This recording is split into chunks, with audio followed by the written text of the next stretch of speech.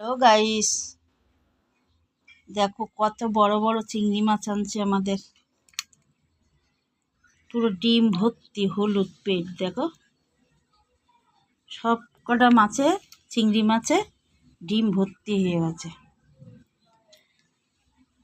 আজকে মালাইকারি হবে, চিংড়ি মাছের মালাইকারি হবে। এই যে নারকেল দিয়ে মালাইকারি হবে। অবশ্য ক্যামেরায় ছোট লাগে চিংড়ি মাছ, এত বড় বড় ডিমওয়ালা চিংড়ি মাছ, কিন্তু ক্যামেরায় ছোট লাগে, ক্যামেরায় বড় লাগে না। কত চিংড়ি মাছ দেখো, একদম মাখা মাখা করে চিংড়ি মাছের মালাইকারি করব। আর সাথে থাকবে ট্যাংরা মাছের ঝাল